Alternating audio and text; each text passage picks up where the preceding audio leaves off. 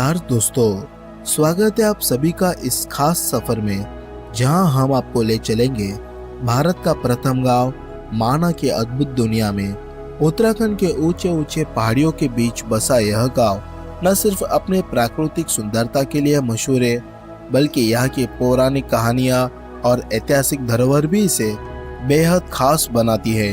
यह वही जगह है जहां पांडवों ने स्वर्ग की ओर अंतिम यात्रा शुरू की थी। हम शुरुआत करेंगे गणेश गुफा से, जहां भगवान गणेश ने महाभारत को लिपिबद्ध किया था। फिर जानेंगे उस पवित्र गुफा का रहस्य जहां महर्षि वेद व्यास ने वेदों की रचना की।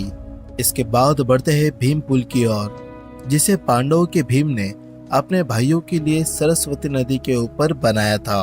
अंत में पहुंचेंगे वसुंधरा जलप्रपात पर, जहां प्रकृति अपनी अद्भुत सुंदरता और शांति का एहसास करती है। कहते हैं कि इसकी पानी की बूंदें केवल उन्हीं पर गिरती है जो सच्चे मन से यहाँ आते हैं। और जो चाइना में स्थित कैलाश पर्वत है, उसकी मानसरोवर झील की धारा यहीं पर आपको देखने को मिलती है।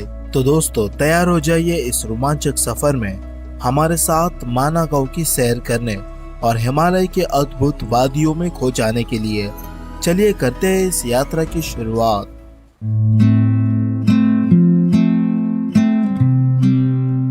बद्रीनाथ धाम यात्रा के बाद अब हम आगे बढ़ते हैं एक और अनोखी जगह की तरफ।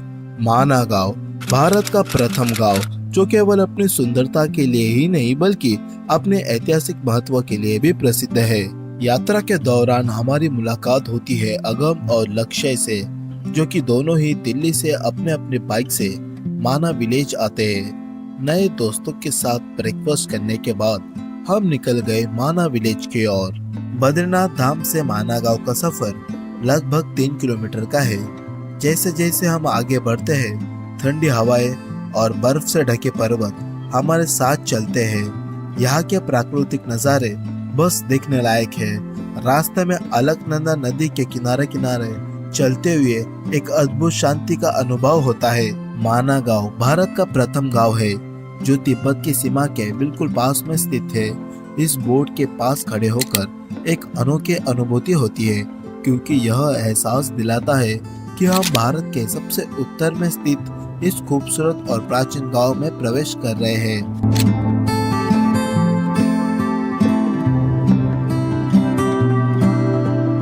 गांव की गलियों में चलते हुए हम देख सकते हैं कि यहाँ की परंपराएं और संस्कृति आज भी जीवित है।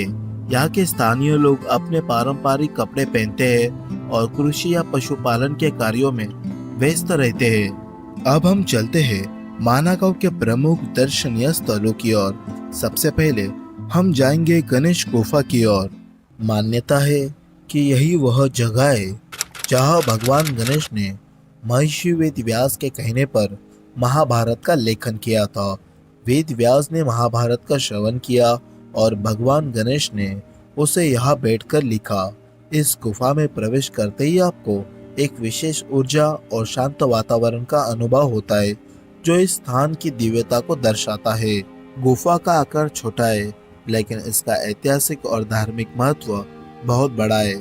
यहाँ हर साल हजारों श्रद्धालु आते हैं और भगवान गणेश की पूजा अर्चना करते हैं। गणेश गुफा के अंदर आकर ऐसा लगता है जैसे आप सीधे इतिहास के उन पन्नों में प्रवेश कर रहे हो जहां महाभारत की रचना हुई थी। यह गुफा एकदम शांत और पवित्र है और यहां आकर मन को एक अजीब सी शांति का एहसास होता है। कहा जाता है कि यह वही जगह है जहां महर्षि वेद व्यास ने महाभारत की रचना की थी। उन्होंने भगवान गणेश को महाभारत सुनाया और गणेश जी ने इसी गुफा में बैठकर लिखा।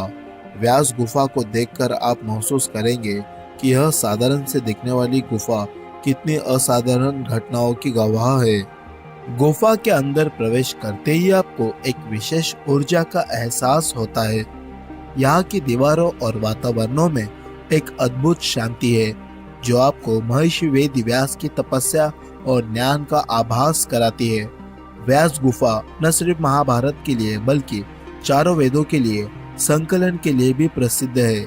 यही वह पवित्र जगह है जहाँ वेद व्यास जी ने अपने शिष्यों को ज्ञान दिया था।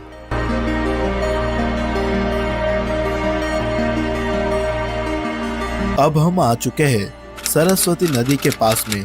मान्यता है कि इसी स्थान पर महाभारत काल में पांडव ने अपनी अंतिम यात्रा शुरू की थी।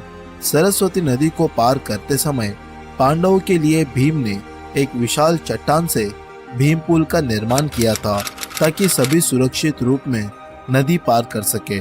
सरस्वती नदी को लेकर एक और विशेष बात यह है कि यहाँ से कुछ ही दूरी पर यह नदी अदृश्य हो जाती है और माना जाता है यह पृथ्वी के नीचे विलीन होकर गुप्त रूप से बहती है। यह स्थल न केवल धार्मिक बल्कि वैज्ञानिक दृष्टिकोण से भी बेहद रहस्यमयी है। यहाँ पर आपको माँ सरस्वती देवी की प्रतिमा नजर आएगी और उनके पास में ही मानसरोवर नदी से आती हुई ये वाली पवित्र जल की धारा नजर आएगी, जो कि चाइना में स्थित कैलाश पर्वत मानसरोवर से आती है। यहाँ आए भक्त इस पवित्र जल को ग्रहण करते हैं और अपने अपने बोतल में भरकर घर पर भी लेकर जाते हैं।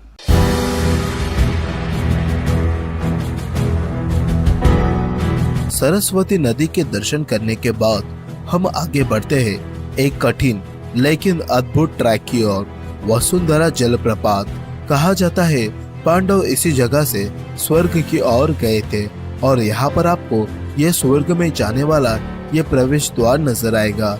यहाँ की ठंडी हवाएं और शांत वातावरण आपको प्रकृति के गोद में होने का एहसास दिलाते हैं। रास्ते भर हरे भरे पेड़ और बर्फ से ढकी चोटियां आपकी साथी बनती है।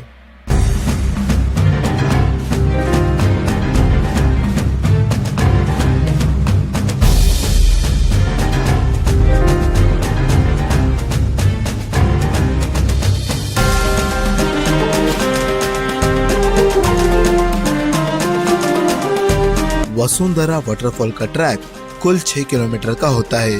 ये ट्रैक उबड़ खाबड़ रास्तों और पहाड़ पगडंडियों से होकर गुजरता है। शुरू में आपको खड़ी चढ़ाई का सामना करना पड़ता है, लेकिन आसपास के नज़ारे आपकी थकान को कम कर देते हैं। रास्ते भर आप हिमालयन की चोटियों की बर्फ से ढकी सुंदरता को निहार सकते हैं।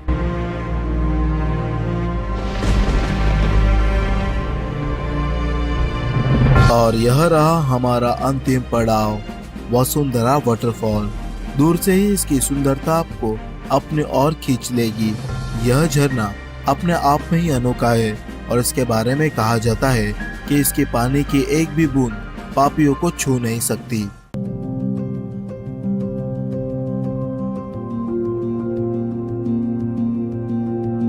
लगभग 3.5 घंटा ट्रैक करने के बाद हम पहुंचते हैं उस अद्भुत स्तर पर जिसका हमें इंतजार था, वसुंधरा वाटरफॉल। यह वाटरफॉल लगभग 400 फीट की ऊंचाई से गिरता है और इसका ठंडा पानी आपके सफर की सारी थकान को पल भर में मिटा देता है। वसुंधरा का शाब्दिक अर्थ है धरती की धारा और इस जगह की शांति और पवित्रता आपको एक अद्भुत अनुभव देती है। वसुंधरा वाटरफॉल से जुड़ी एक पौराणिक कथा के अनुसार यह वह स्थान है जहां द्रौपदी ने अपने जीवन की अंतिम यात्रा शुरू की थी। यहाँ की मान्यता है कि इस झरने की जल की बूंदें सिर्फ उन्हीं लोगों पर गिरती है जो शुद्ध मन और अच्छे कर्म वाले होते हैं। यह स्थान पवित्रता, आत्मिक शांति और सच्चाई का प्रतीक माना जाता है।